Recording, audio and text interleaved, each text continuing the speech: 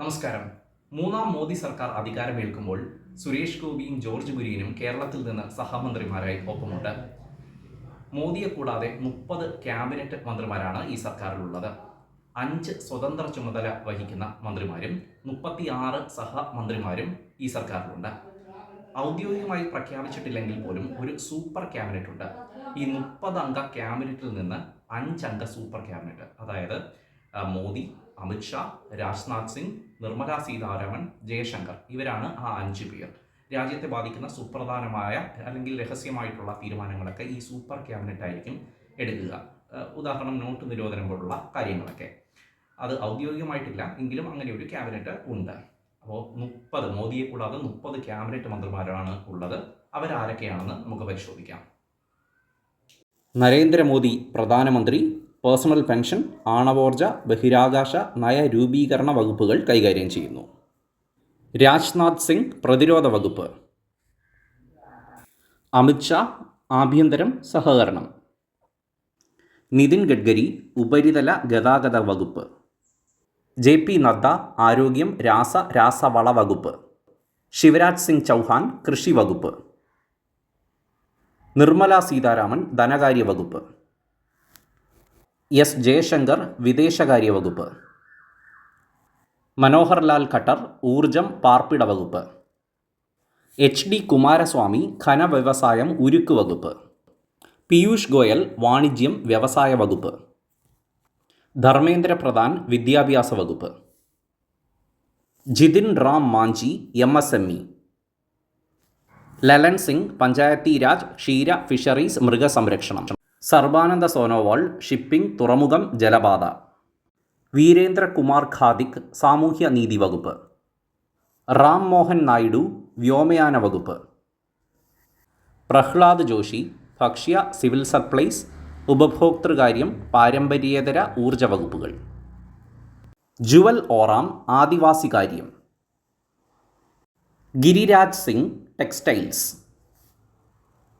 Ashwini Vaishnaw railway IT electronics.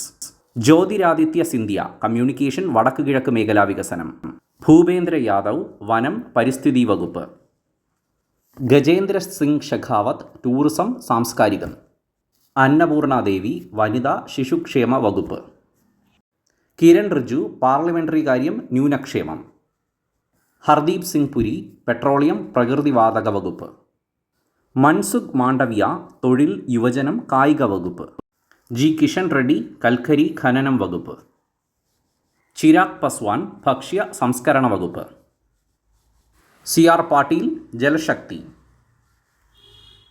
സ്വതന്ത്ര ചുമതലയുള്ള 5 മന്ത്രിമാർ ആരൊക്കെയാണെന്ന് നോക്കാം. റാവു ഇന്ദർജീത് സിംഗ് സ്റ്റാറ്റിസ്റ്റിക്സ് ആസൂത്രണ വകുപ്പുകളിൽ സ്വതന്ത്ര ചുമതലയും സാംസ്കാരിക വകുപ്പിൽ സഹമന്ത്രി സ്ഥാനവും. ജിതേന്ദ്ര സിംഗ് ശാസ്ത്ര സാങ്കേതികം പ്രധാനമന്ത്രിയുടെ ഓഫീസ് ആണവോർജം ബഹിരാകാശം പേഴ്സണൽ വകുപ്പുകൾ. അർജുൻ റാം മേഘ്വാൾ നിയമത്തിൽ സ്വതന്ത്ര ചുമതലയും പാർലമെൻ്ററി കാര്യത്തിൽ സഹമന്ത്രി സ്ഥാനവും. പ്രതാപ് റാവു ജാദവ് ആയുഷ് വകുപ്പിൽ സ്വതന്ത്ര ചുമതലയും ആരോഗ്യ വകുപ്പിൽ സഹമന്ത്രി സ്ഥാനവും. ജയന്ത് ചൗധരി സ്കിൽ ഡെവലപ്മെൻറ്റ് വകുപ്പിൽ സ്വതന്ത്ര മന്ത്രിയും വിദ്യാഭ്യാസ വകുപ്പിൽ സഹമന്ത്രിയും. 36 സഹമന്ത്രിമാരും അവരുടെ വകുപ്പുകളും ഏതൊക്കെയാണെന്ന് പരിശോധിക്കാം. ജിതിൻ പ്രസാദ് വാണിജ്യം വ്യവസായം ഇലക്ട്രോണിക്സ് IT. ശ്രീപത് യശോദ് നായിക് ഊർജം പാരമ്പര്യേതര ഊർജം. പങ്കജ് ചൗധരി ധനകാര്യം. കൃഷൻ പാൽ ഗുർജാർ സഹകരണം. രാംദാസ് അത്താവാലെ സാമൂഹ്യ ക്ഷേമം. രാംനാഥ് ഠാക്കൂർ കൃഷി. നിത്യാനന്ദ റായ് ആഭ്യന്തരം. അനുപ്രിയ പട്ടേൽ ആരോഗ്യം രാസവളം. V Somanna Jal Shakti railway.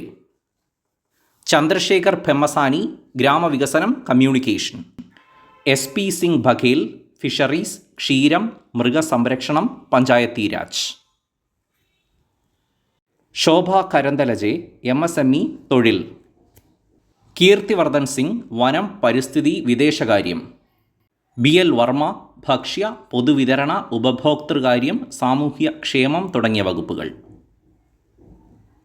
Shantanu Thakur shipping തുറമുഖം. സുരേഷ് ഗോപി ടൂറിസം പെട്രോളിയം പ്രകൃതിവാതകം. എൽ മുരുകൻ വാർത്താവിതരണം പാർലമെൻ്ററി കാര്യം. അജയ് താംത ഉപരിതല ഗതാഗതം. ബണ്ടി സഞ്ജയ് കുമാർ ആഭ്യന്തരം. കമലേഷ് പാസ്വാൻ ഗ്രാമവികസനം. ഭഗീരഥ് ചൗധരി കൃഷി. സതീഷ് ചന്ദ്ര ദുബൈ കൽക്കരെ ഖനനം.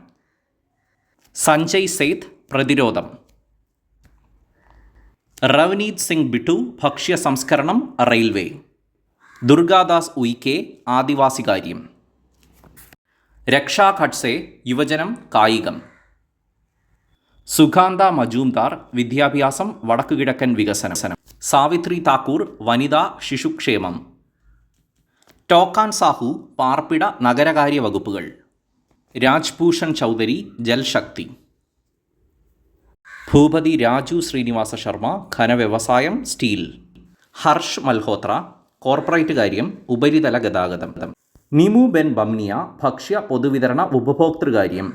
മുരളീധർ മോഹോൽ സഹകരണം വ്യോമയാനം. ജോർജ് കുര്യൻ ന്യൂനപക്ഷം ഫിഷറീസ് മൃഗസംരക്ഷണം ക്ഷീര വകുപ്പുകൾ.